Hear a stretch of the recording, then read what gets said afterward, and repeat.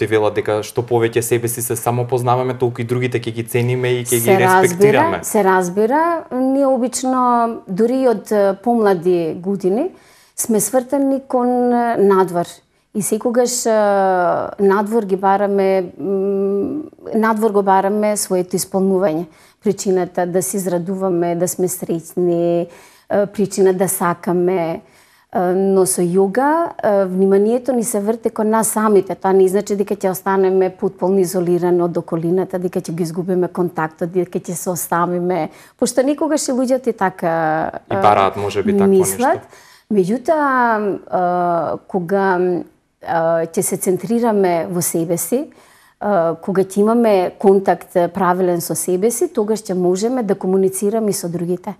Не случајно меѓу народот е позната таа изрека: ако се сакаш себе си, ќе знаеш да ги сакаш и другите. Ако знаеш себе си да си помогнеш, ќе можеш и на другите да им помогнеш. Значи, сепак центарот е во нас и од тука тргнува се. И нашата среќа тука исто, кога ќе имаме правилна комуникација со себе си, ќе ги најдеме причините за многу проблеми кои што можеби ги имаме во животот, а обично ги бараме причините за нашите несреќи надвор. Најчесто секогаш кога ќе стане некоја несреќа или некоја негативна ги појава, тогаш другите, и тогаш реагираме како луѓе во суштина, поаѓаме од себе. Да.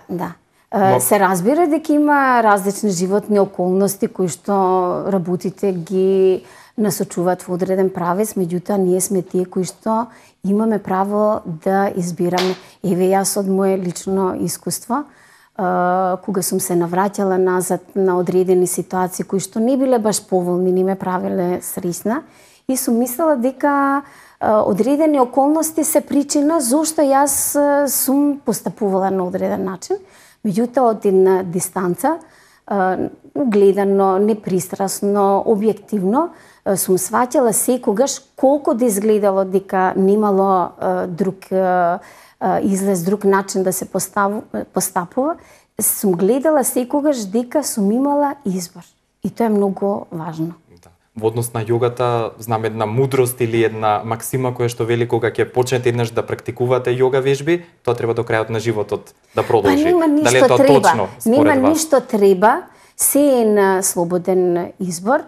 И нормално, како и во сите други работи, во спортови, во било кои други области, си ангажиран во таа област или во таа дисциплина, до тогаш додека имаш интерес. Така и во јога. Иако јога е нешто многу специфично.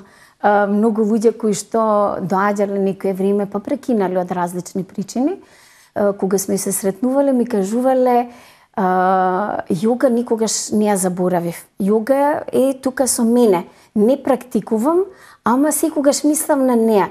Бидејќи се учат такви работи преку техниките што се работат на часовите, се учат некои принципи на живење. Ставови се изградуваат, како да се поставуваме во ситуациите, како себе си да се држиме, како да имаме одредена контрола во некои стресни ситуации. И таа светла сенка од јогата, луѓето не ги напушта, што е многу добро и потврдува дека квалитетите кои што ги истекнуваме од неа не се губат. Некогаш да, некогаш и тоа се случува, ама се зависи од нас. Апсолутно. Е убаво кога јога нема да биде само за 3 месеци практика или за неколку месеци.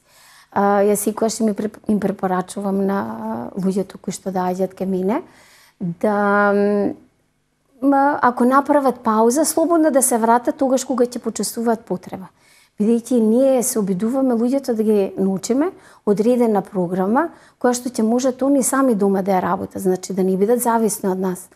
Меѓутоа, јога е богата област и на еден курс се учи одредена програма. Да, значи одредени техники и не само техники, туку и квалитетна работа.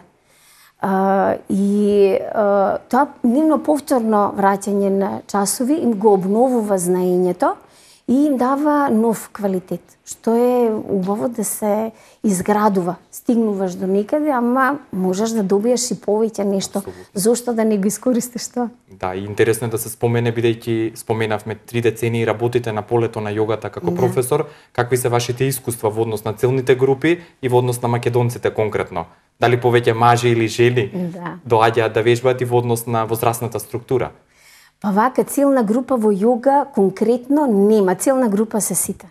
Кажете ми на кој не му треба да биде спокоен, да се раздвижи, да ја урамнотежи својата енергија, да добие повеќе сила, повеќе правилно држење на одење да има, сигурно. Корекција на рбетот, што кажувате вие, правилно држење на телото, на секој му треба тоа.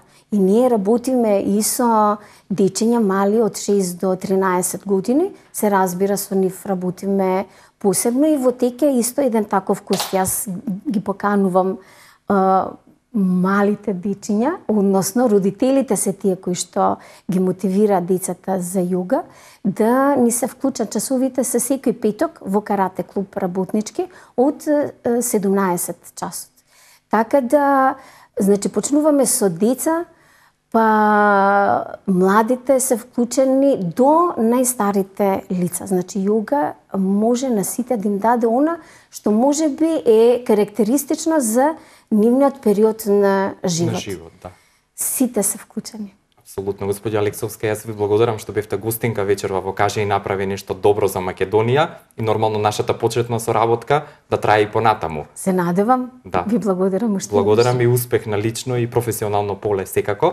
Ви благодарам, успех и на ваша емисија и на вашата телевизија.